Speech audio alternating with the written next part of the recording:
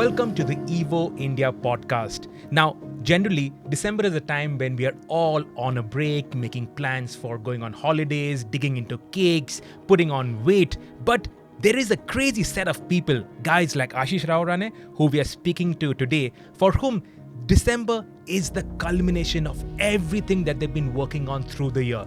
All the training, all the testing, all the hard work, all the sponsor influencing, all of that culminates in December when they get ready for the mother of all motorsport events, the hardcore of the hardcore rallies, the Dakar, which kicks off in January in Saudi Arabia. Ashish, thank you for being on the Evo India podcast. Excited? Looking forward to the Dakar? Yes, definitely. Thank you for having me, and it's a pleasure to be here and talking to you. 100% looking forward to it. Excited, yes, of course, but there's still, with 3 weeks to go, there's still so much to do. So much to do, as in now what's left? Obviously, you've sorted out your bike, you've sorted out your sponsors, you're looking fit. So now what's left? Just the last minute admin stuff, visas and booking your flights. I still have one final training session remaining in Dubai. Getting the logistics in place for that, bike rental. So there's all the gear to put together. Things are coming together, but there's still a lot to do. It's small things, but they all add up. Before we go ahead with the podcast, let's take a look at exactly what gear Ashish will be carrying for the 2024 Dakar Rally. Now, this includes all of his riding gear, his helmets, and the spares that he will be carrying with him from India. Right. So, as you know, there's so much of preparation that goes into getting ready for the Dakar Rally. And one of the critical preparations, of course, is all your gear and the stuff that you carry with you. And that, given the length of the rally, is again a challenge because you need to cater for 16 days.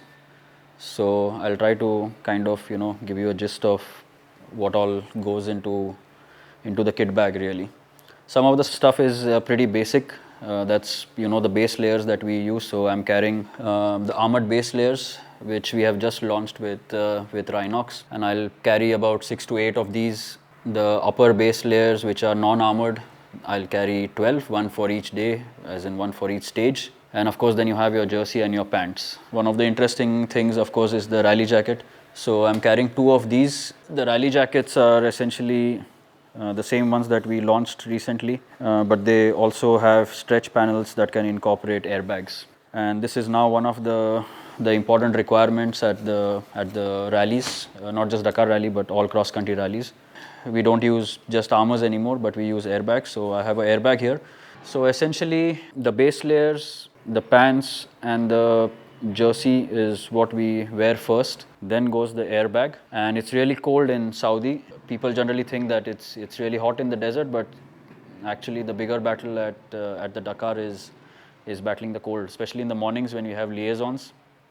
It's like 2 to 3 degrees in the morning, and then, riding on a highway, we are pretty much sitting at the speed limits of 120 there, open highways. So it really gets cold. For that, essentially, after the airbag, we'll first put on a winter jacket. On top of the winter jacket, I'll put on my hydration pack. And on top of that jacket, I'll also put on a shell, which is essentially a rain shell, but that's just like a windbreaker to just lower the effects of wind chill, say. And then you have your gloves and stuff, of course.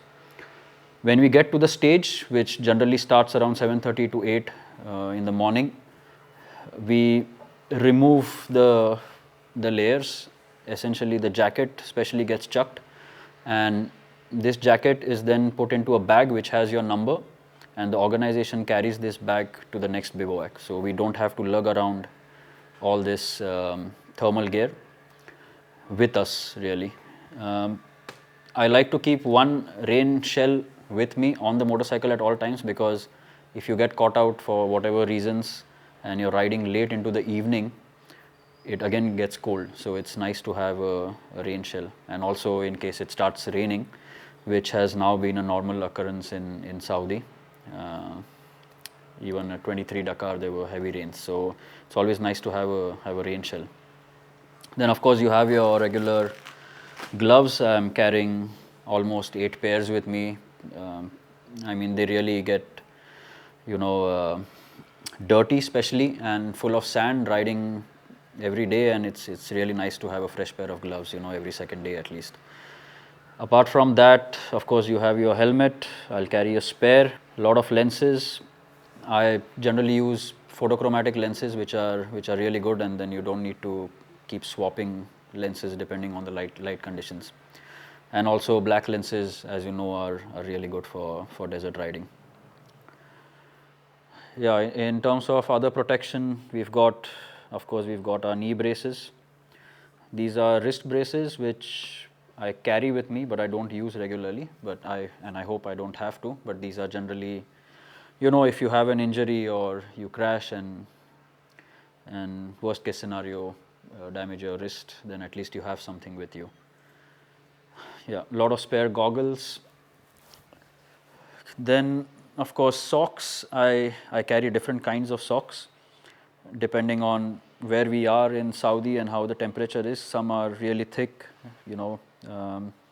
they are well insulated. I have a few pairs which are thin for more hotter riding, and of course I have some of the rain socks as well for days when it's really wet. Then you have your balaclavas. I also carry some really thin gloves which I can wear under my riding gloves in the morning. Again, like I said, it gets really cold, so to keep warm, that's really a good option. And yeah, to break the sun, we of course have all these bandanas and neck warmers, which also help in the morning. Apart from that, yeah, we carry a lot of stuff in the jacket really, and that includes everything related to electrolytes, energy gels, energy bars. We expect to be on the motorcycle, say 8 to 12 hours every day, and generally, even if we start at like 4:35 in the morning from the bivouac, we start by having a breakfast. The catering is open 24/7, so a really early breakfast. But post that, you're going to get to the bivouac, like late afternoon or early evening. So you need to carry a lot of food with you. So I carry a lot of electrolytes that go into the hydration pack. Apart from that, there's a lot of snacks which are also high in protein and carbs, and I also carry energy gels. Energy gels are really easy because you can have them quickly. Just ingest takes less than 10 seconds, whereas the energy bars we generally consume when we stop for fueling, where we have 15 minutes of neutralization. So once the fueling is done, you generally have 5 to 8 minutes to yourself where you can consume energy bars. Once we are back in the bivouac, again recovery is very important, so I'll carry protein powders that I can have that will aid recovery. I also carry tablets with magnesium and zinc which help in recovery. Apart from that, I'll carry some of these massagers, general body massagers. There's some for my calves especially, and all these small things put together, help a lot, because day after day, 14 days of rallying, the fatigue really builds, and it's really important to try to recover as much as possible every day. Yeah, and then of course now I have to figure out how to fit all this into the kit bags. It's a lot of stuff to carry on a motorcycle that weighs 170 kilo, fully fueled. So it's pretty much like riding a big adventure motorcycle. Now, with all the gear out of the way, let's continue with the podcast. So, in this podcast, we're going to talk about what it takes to get yourself up to a certain skill level to actually take part in the Dakar, to qualify for the Dakar. Yes. What do you need in terms of sponsors, in terms of money, in terms of training? What all do you need to do? Your life journey, getting up all the way till here. This is not your first Dakar, not your first rodeo. So what has it taken to get to where you are? And obviously what your goals are for the Dakar 2024. Now let's start with why the Dakar. Obviously, Dakar has got this entire romance associated with it. It's got history, everything. But to you personally, why put in so much? And it takes an incredible amount of work just to get to the Dakar start line. Forget getting to the finish. Why put yourself through it? I think Dakar as a rally in general differentiates itself in the difficulty level. Of course, everybody talks about the difficulty level, and I had done quite a few rallies before I went to the Dakar. I even raced the Africa Eco Race, which runs from France down into Senegal. You know, having said that, the difficulty level of the Dakar is still so much higher, and the first time you go there, that is when you realize how tough it is. And what I realized on the first Dakar was that you're tested, you're pushed really to your limits, the way the course is designed and how difficult the course is. And in general, you know, we say this very casually, like, you know, never give up. But at the Dakar, for the 14 days you're racing, every day it's like handed to you on a plate, you know. This is, you want to test, never give up, this is your chance. And you think, okay, you know, maybe today was tough, tomorrow might be a little easy, but it's not. It's day after day, and you got to test yourself, push yourself to the limit every single day.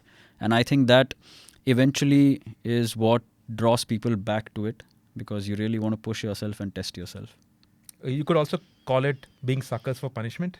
Yes, in a way. I think there's a certain kind of people the Dakar attracts, and people who want to basically live that adventure.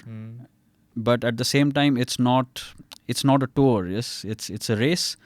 But within that race, there's so much happening, and you have that chance of really knowing yourself. It's that tough. When was your first competitive motorcycling event? 2015. Yes, that And was what was 2015. That was the INRC, the National Rally Championship. That was a chance event, really. How did that come about? I went off-roading with a friend, and, you know, just a couple of days before I went out to sea. And when I came back, we were just looking to go off-roading a little bit. So we put together like a motley crew. It was in Nasik, so it's very Close by, proximal, close by. You know, ease of getting there, ease of entry, ease of accessibility, basically, to do that race. And we went on big adventure motorcycles. We were on the Tiger 800s at the time, 5 of us. Okay, so just for reference, Ashish is based out of Pune, so Pune Nasik is very close, and it's obviously the same set of motorcycling people also. So you would know the guys in Nasik, and Yes. you would have local support. Yeah, it was just a weekend thing that, you know, 4 or 5 of us decided to do. And I really liked the format. I liked the format of where it wasn't elbow to elbow racing, but you're racing against time, and that is what I still love about rallying. Yeah, you're racing yourself. Yes, and you're pushing yourself, and that is where I thought that, yeah, maybe I could do a few more of this. And then I started looking at Raid the Himalaya, which was my next rally, and then the Desert Storm, and eventually, yeah, things escalated out of control. Before you did the first INRC in Nasik, was adventure biking always in your blood? Yes, I have extensively toured the country, starting with, you know, even Harley Davidsons at the time, when those were the only motorcycles available in India. Big motorcycles. Big motorcycles, let's say, available in India, which would, you know, take you thousands of kilometers in relative comfort. As soon as Triumph made their entry, I wanted something which was more off-road focused, or, you know, could essentially handle the bad roads. And I took that even, you know, down to the border of Arunachal with China. So I toured extensively before I started racing, and then I raced on the same motorcycle, and eventually I upgraded to an enduro motorcycle, and then, well. So what prompted you, or what gave you the leeway to make that jump from Indian rallying to go to the Dakar, to go to foreign shores? So I was always looking for the next bigger challenge. Once the INRC was done, it was the Raid the Himalaya. Once the Raid was done, I wanted to go race the desert. But when I went to race the India Baja, that was the 2-day desert race in Bikaner at the time, in its first edition, I found myself really out of depth. I didn't know how to handle that big motorcycle in sand. Eventually, 2 months later, I went back to Desert Storm on a smaller enduro motorcycle, still a really old beat-up Yamaha.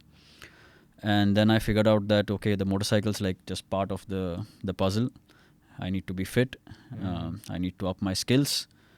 And then I went back the next year with a better motorcycle with, let's say, relatively better skills. And it was this year that I really started thinking of doing something international, and eventually I met Jordi Grau, who was there supporting Santosh at the time. Yeah. And we had a conversation on how I could get to Spain and start training, and what would be the pathway to going international. So that's how it really started. Okay. What was your first international rally raid? That was the one I did in Morocco called Pan Africa Rally. Mm. Pan Africa, I think, ran 2 or 3 editions, and it was essentially an amateur rally, which is what I was at the point of time. That was 2018. But that rally really opened my eyes. Like, even though it was an amateur rally, I was not prepared for I did manage to finish the rally, no doubt, but I very quickly realized that like whatever you do here, stages are short, Desert Storm runs, I think the longest stage run so far is a 200 kilometer stage. 200 kilometers is a shortest stage in international rallies. So Pan Africa was a good eye opener for me. So let's talk about preparation. Let's talk about physical preparation first. What did it take for you to get to the level that you are at right now? And are you in peak fitness level, or do you still need to move further on? So let me answer it this way. In 2021 Dakar, which was, just the year after COVID and peak COVID 2020 was the preparation year. I didn't get a lot of time in 2020 because I was stuck on the ship for like 7 months because of COVID. And eventually I managed to travel to Europe, and I could put in, I was fit, but I wasn't where I wanted to be or should have been. And it also kind of opened my eyes to what has to change, which I've been working over the past 2 years. So this... Like, what has to change? So what I see now, also in the last year, I have also done a few courses for, like program design, physical training, nutrition. I've basically taken a step back and then tried to figure out like what top athletes do. And if you don't have factory support, and if you don't have, like a whole team, not a performance center behind you, let's say, how can you very closely then replicate? So I have spent time doing like, online courses, nutrition courses. That was the first step for me, to really understand how do you design a program which can run for a year or even 2 years. How to have modules of what you want to do in the first quarter of the year, the second quarter of the year. And that is what has essentially changed programming. And now I feel a lot more confident in how I have trained myself and the fitness level I am at. I could have done more. I think that will always be the case. But are you happy with where you are right now? I am happy with where I would say I'm confident in where I am and the time that I have put in. Happy is a term that I very rarely use, because I don't think I'm ever happy. I still want to. I want to do more. You want to push your limits. Yeah. Just for our reference, to understand where your physical fitness level is. Everybody understands the effort that it takes to put in 10 push-ups. How many push-ups can you do in one go? To be honest, I have never. So just give us But I would say, again, see, there's not a lot of difference between a guy who's fit and goes to the gym and an athlete. If you compare, let's say, push-ups, So what would be a good comparison? Depends on the sport. I would say depends on the sport. Ours is an endurance sport. So what we need is endurance. So I have had people come train with me, best physical shape to look at.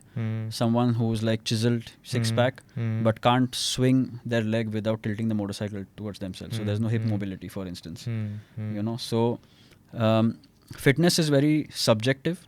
Fitness means whole lot of different things to different people.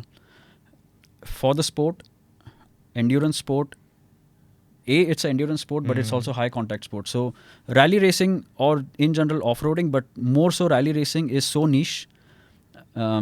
You need the fitness and endurance of, let's say, a triathlete, Okay. right? Because you need to go on for that many hours.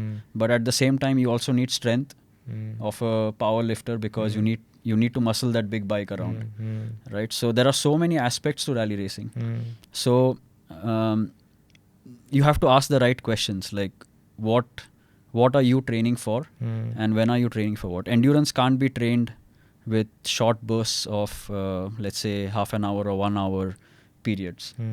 Endurance is a volume game, and most people, like what we see on Instagram, people really gung-ho, athletes really gung-ho, pushing things and sweating and really cycling fast and running sprints. That's not how endurance is trained. That's also not how they train endurance. I mean, it looks good on social media, of course. Nobody wants to see me walk on a 4-degree incline for 2 hours, but that's what it takes, right? To build endurance, really good endurance, you need to put in volume. 3 hours of just one steady heartbeat, 135 beats per minute, but that looks boring. No one wants to see that. Do you also train yourself mentally? I do. That actually is the most challenging part. I get distracted very easily. So and now, especially with the phones in front of you all the time, that's probably true for everybody. So I do have a training regime where I use apps. Basically, these are cognitive function apps, and they force you to bring concentration for short bursts, but really true focus for short bursts of periods. And the third part is riding the motorcycle and upping your skill levels on that motorcycle. What have you been doing over there? Do you have like a coach who teaches you? I don't have a coach here. In fact, I am training people now in the last year and a half. But what I have done over the last 2 years is I've started riding with really young riders, who are in their peak fitness, national champions. I've trained a lot over the last year and a half with Rugved, who just clinched Bargoje just clinched his national championship yesterday. And I think for me that has been the best training, because I of course put in a lot of hours which is required for rally racing, and that I do by myself. But if I have to push myself, it's best to get all the young guys on your track, or you go visit their track, and it's also a good reality check for them. If a 42-year-old guy and you struggle to keep up with a 42-year-old, then I think there's also something to be said about that. So they push themselves as well, and that's always really interesting. Forgive me for asking this question, but why aren't you with the factory team? I think I still need to up my skills a lot to be at that level. B, the risk appetite, and I would also say to a certain level, the age that I entered the sport in. I started racing just 5-6 years back at 36. When you were 36. Yes. So I think there are those hurdles where it's a bit too late probably. Okay. So let's talk about your first Dakar. What were your expectations and what was the reality once you went and took part? So I went in Malle Moto, which again is a much tougher proposition than going with a service team. As I said, I spoke to a lot of people who race the Dakar, but nothing prepares you for the reality until you have done like a couple of stages. And I would say just the first stage, it really opened my eyes on what was in store for us for the next 12 days.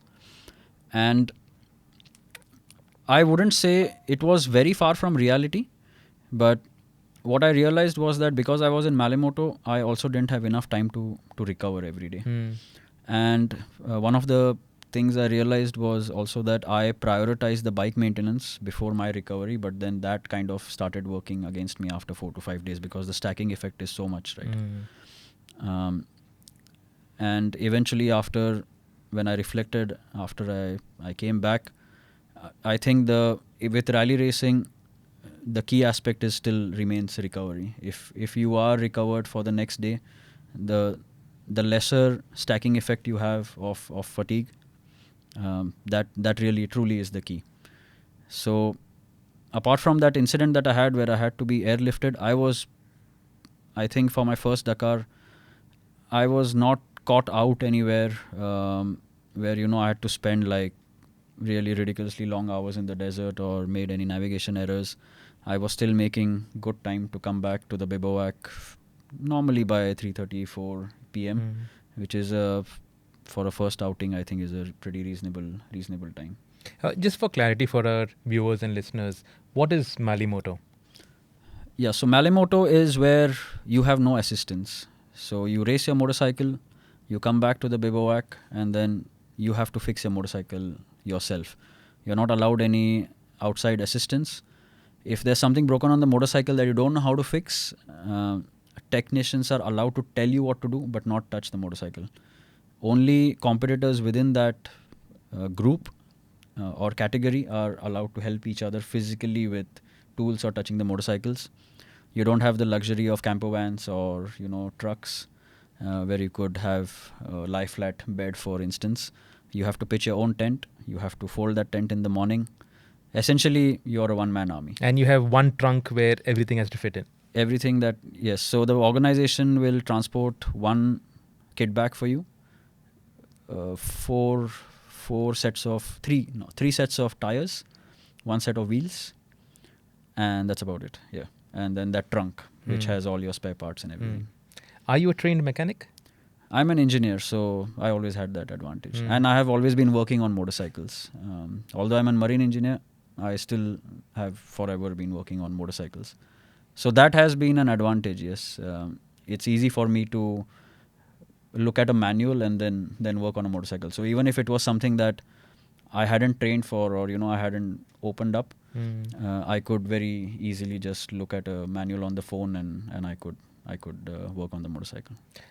Was opting for Malimoto a factor of your confidence or your budgets? Little bit of both, but I think the deciding factor was the difficulty level. So I like to do difficult things, and although this year I'm not in the Malimoto category, I want to return to that category because I finished that rally in the experience category, because I missed a couple of stages. So I still want to go back and finish the Dakar Rally in the Malimoto category. So that is still the goal. And you were airlifted. What happened? It was a crash I had. I don't remember exactly how the crash happened, but I had some head trauma, and I spent 48 hours in the hospital running a lot of scans, and eventually I was allowed to join back. But I don't remember much of the crash, and I guess that's how concussions work.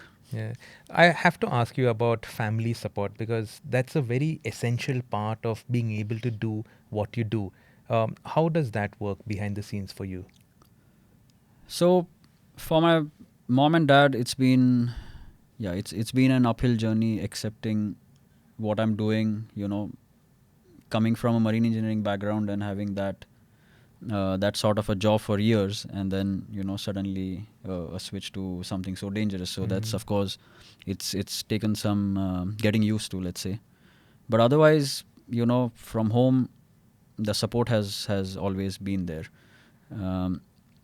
Eventually, I personally feel that the risk in rallying is probably lower than riding a two-wheeler on the streets of Pune. Yeah. So again, like I said, with rallying as a form of racing, the risk is still held in your hands, right? If you are not up to it, or you just aren't feeling the motorcycle for, let's say, the first 30-40 kilometers, you still can pull back a little, pull back a little 10% until you get that flow again, and then you push again. And which is not the case with track racing, right? You need to be on it. And the rallies are, again, the stages are so long, so you do have time to kind of pull back and then, go really push. You can figure out what are your strong suits, like are you fast in the dunes, are you fast on the sandy tracks. You can pace yourself that way. What do you prefer? Sand tracks, mountain roads? Obviously, now the Dakar doesn't really have mountain roads. South It America does, had actually. those. It does? Yeah. So Saudi has really varied terrain, and especially this year, from what it looks like, it's starting in Alula, which is the northwestern part of Saudi. I think the first 3 to 4 days are going to be really, really rocky.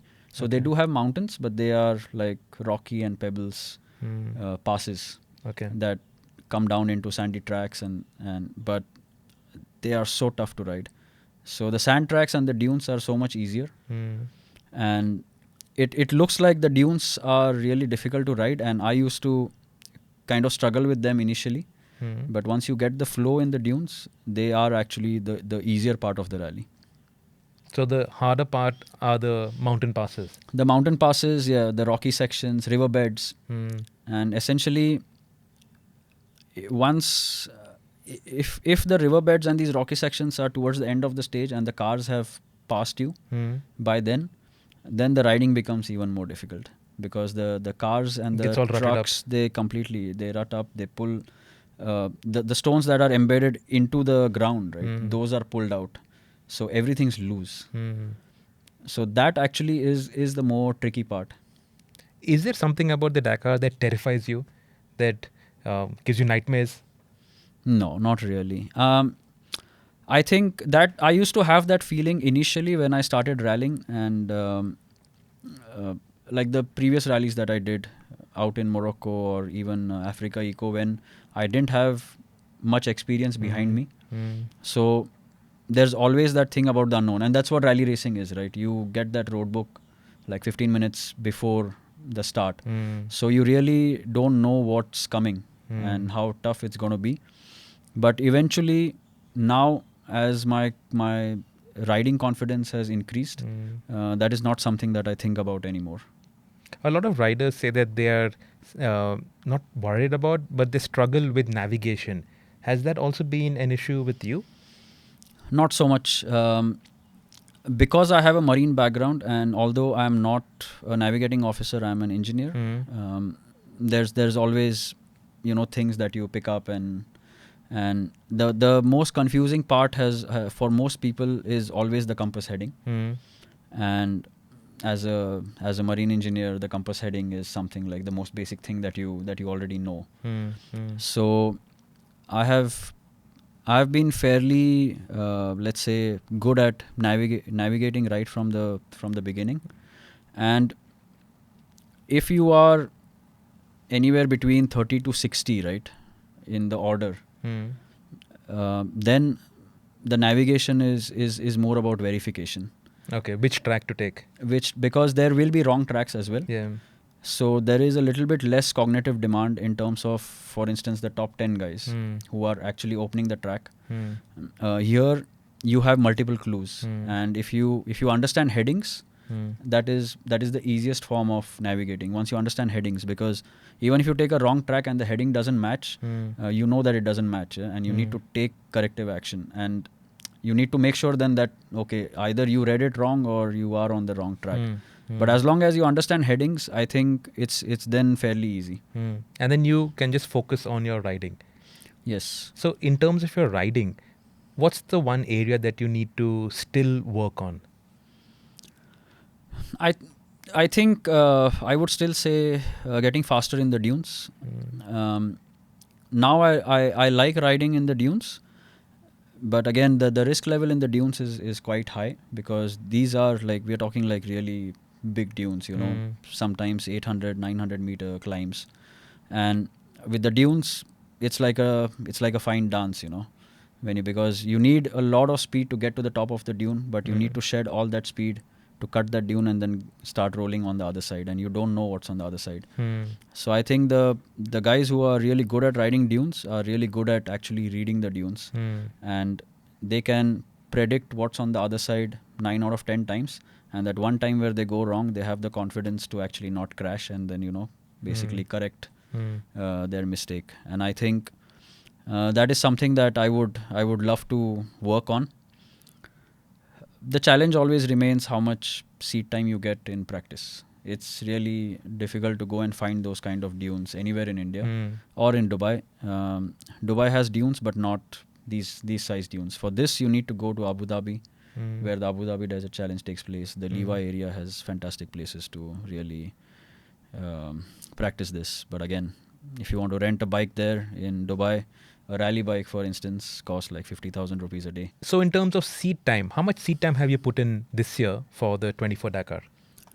I've put in a lot of seat time. I'm on the bike pretty much 4 days a week, but that's on my track.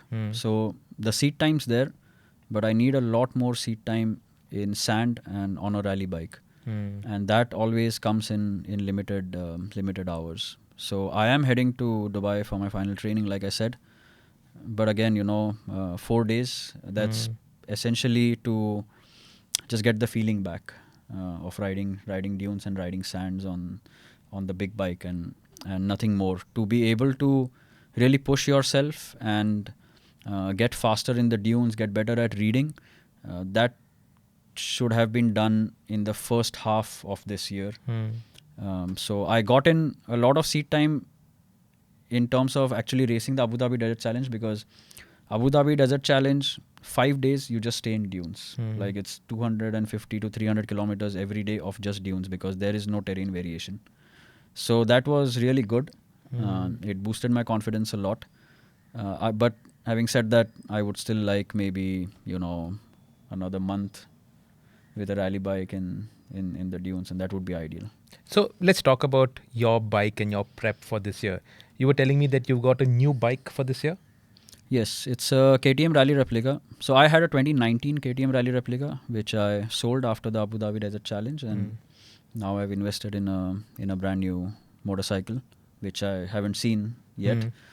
The bike was bought and delivered to the race team in Spain. They prepped the motorcycle, and it's already passed scrutiny in Barcelona, and right now is on a ship to Saudi.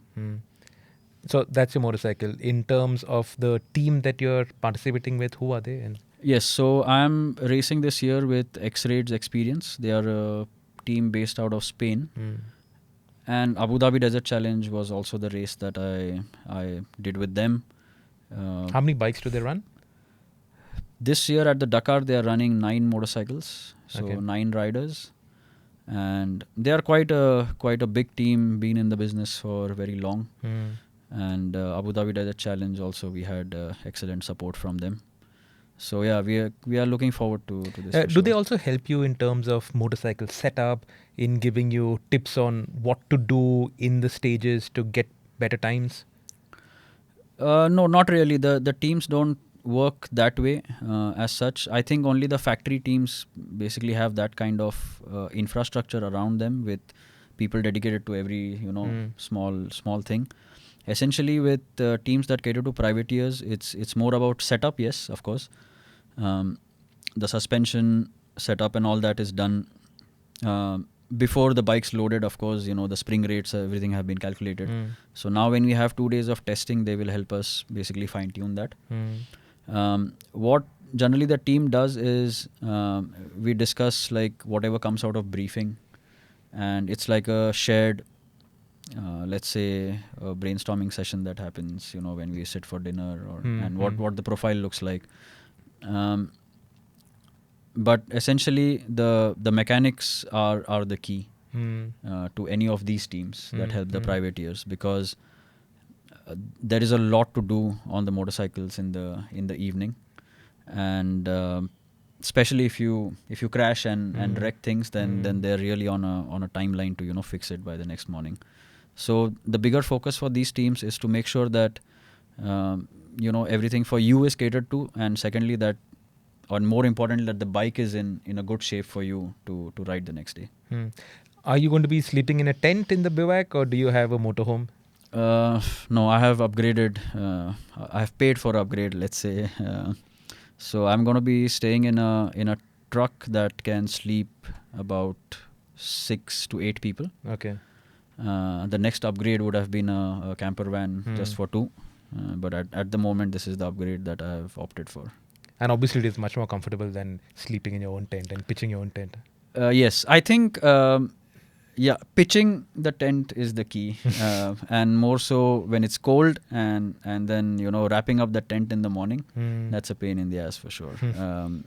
It's so cold in Saudi once the sun goes down, and mornings are like 2-3 degrees, and it's biting cold. So doing anything around a tent is so difficult.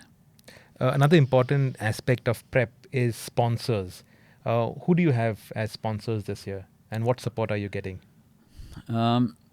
So we have signed up a lot of people this year.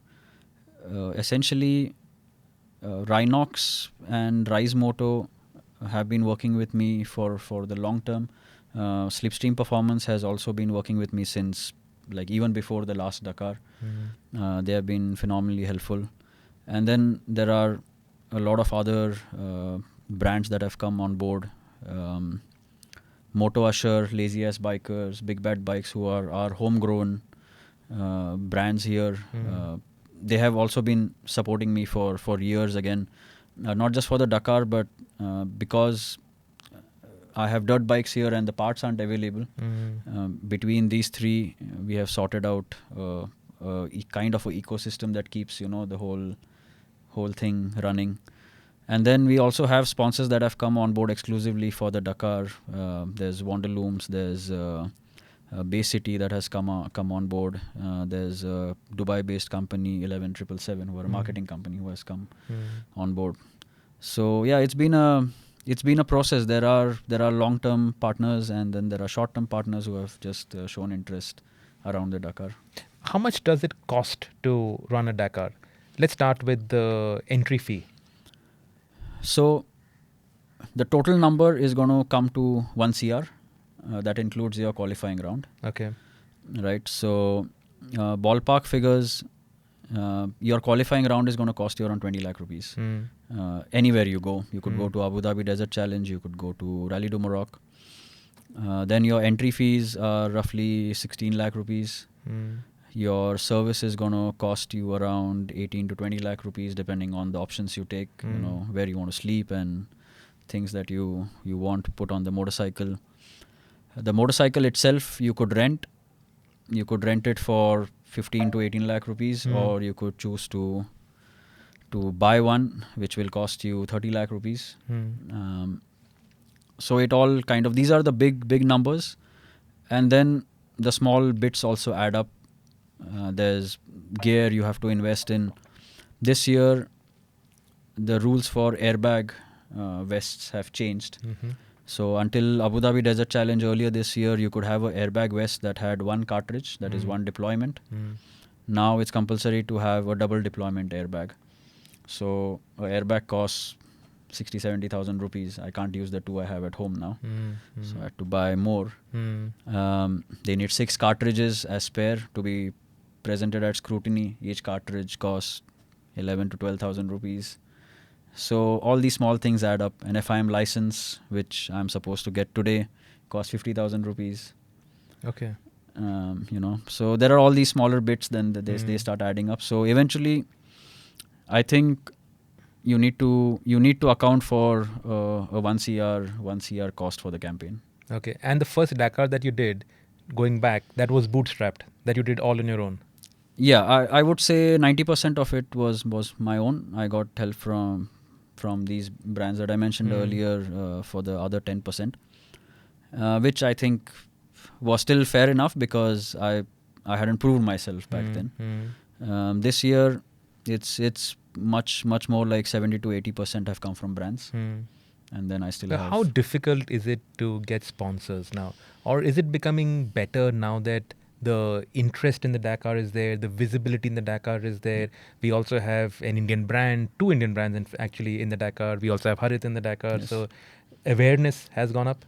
Awareness has gone up, I think. Of course, if I look back at 2020 and then now 3 years later, there's much more awareness. And also I think Indian brands have taken a keen interest in improving their products at the rally, because they have, like for instance Rhinox, we unveiled our kit at IBW, and we are so happy to see that for the first time an Indian athlete is wearing Indian gear. You know, so that is I think a humongous step, and this is what is needed, because the sport is so niche, and it's good to see that more and more players are coming in.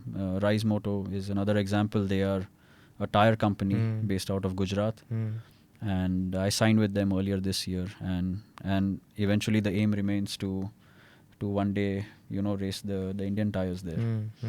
So there is interest, and at the same time it's not easy. I would say it's not easy. Definitely, I think you need to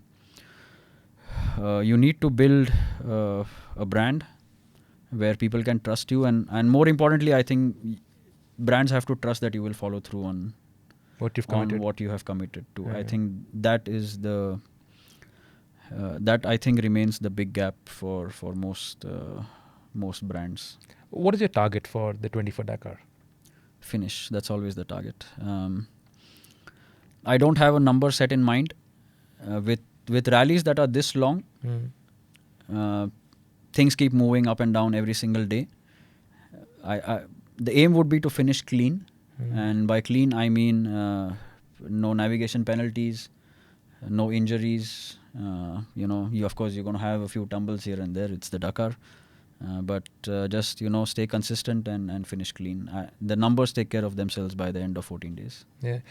In terms of tumbles, in a normal stage on the Dakar, how many times on average would you fall? No, sometimes never. Okay. Yeah. Sometimes you have maybe one or two. Again, it depends. It's all the game is recovery. It's about fatigue. It's, you know, sometimes you crash at a place where you know you're better than that. You know, it's just that the fatigue has taken over. You've ridden for like 480 kilometers, and then with 20 kilometers to go, you know, you make a stupid mistake. It's just because you're fatigued. So sometimes you have a really clean stage. Sometimes the stage is easy, and yet you just keep tumbling, you know, for no reason, and it's sometimes just fatigue. You don't have that flow state. All this is the Dakar. Now, to get to the Dakar, you need to have a day job. What is your day job? I used to be a marine engineer until last May. Well, I still am a marine engineer. I'm just not actively sailing anymore. I have now started training people. So the last year and a half, I've been training athletes as well as adventure riders. So I founded Off Piste Racing in 21, November of 21. And I went sailing after that for like half a year. But then when I got back in May 22, I've been solely focusing on training. So your day job, your hobby, everything is bikes. You live, eat, breathe bikes. Right now, yeah, it does revolve around two wheels. Yes. Yeah, and obviously you're having a blast with it. Yeah, definitely. I mean, that's the dream job, right? And sometimes it's said that it's better sometimes not to turn your passion into work, because then you sometimes, you know, start to lose that passion. But I think with this, I don't think that will be the case for me. Yeah. Looking forward, and since you're training riders also, do you see more riding talent coming out of India going and taking part in the Dakar, or is it a step too far? Talent, there's a lot of talent, but I also keep telling people I train, the athletes, that, you know, talent is as cheap as table salt. It's you know, it's like one small portion of the equation. There's so many things that an athlete needs to work on, not just talent. And I think that evolvement is still not there, because the motorsport scenario in India right now, the racing that we have, is so limited, and I would dare say it's easy. If you take rallies, for instance, the stages are like 20 kilometers, and it's because it's difficult to design stages that are longer. Like there are so many hurdles for organizers to create like a 200-kilometer stage. Yeah, we got population, right? That's the main problem, right? So the only place to go then is like you need to go to Rajasthan, for instance, where you can create those kind of stages. And then the big brands need to be involved in motorsport to help the organizers create that kind of events. So all this added up kind of limits the exposure that Indian athletes have, because now, okay, you want to go international, but then the step is from 20 kilometers to maybe go do a Baja, which is going to be 200 kilometers. So that gap is so huge, right? Because the easiest thing you can do in cross country is Bajas, 2-day rally. But then Baja is 200 kilometers a day. So jumping from 20 to 200 is a big leap. And that gap kind of needs to be filled. So I am like, people who are training with me now, I have kind of started getting them slowly to go with me. Like one guy is now joining me to go to Dubai with me. So it's just the first exposure of what is the terrain out there, and can you go then and just I'm not doing a lot of training because I'm there to train myself.